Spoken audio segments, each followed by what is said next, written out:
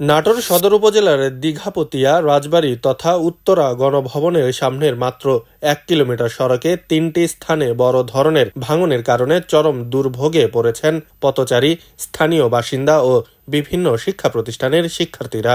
প্রতিদিন এসব ভাঙা অংশে ছোট বড় দুর্ঘটনা ঘটলেও দীর্ঘদিন ধরে সংস্কার না হওয়ায় ক্ষোভ বাড়ছে স্থানীয়দের মধ্যে।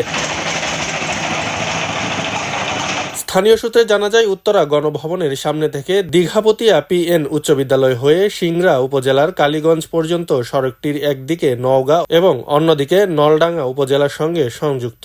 গুরুত্বপূর্ণ এই সড়ক দিয়ে প্রতিদিন বিভিন্ন ধরনের যানবাহনের পাশাপাশি হাজারো মানুষ ও শিক্ষার্থী চলাচল করেন।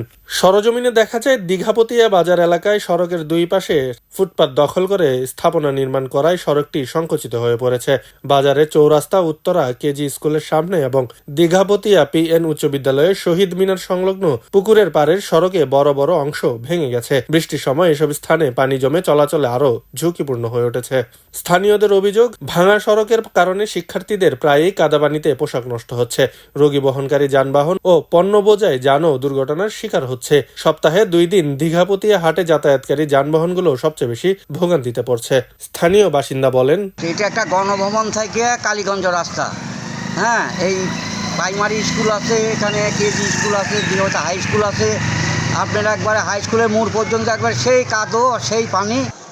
এখানে পাশে হাই স্কুল দীঘাপতিয়া পিএন উচ্চ বিদ্যালয় রয়েছে, দীঘাপতিয়া সরকারি প্রাথমিক বিদ্যালয় রয়েছে। এখানে এই রাস্তাতে যেতে লাগলে অনেক ছাত্ররা এই রাস্তাতে যেতে পারে না। এ বিষয়ে নাটোর এলজিইডির নির্বাহী প্রকৌশলী ইকবাল হোসেন বলেন, সড়কের ক্ষতিগ্রস্ত অংশ দ্রুত সংস্কারের ব্যবস্থা নেওয়া হবে।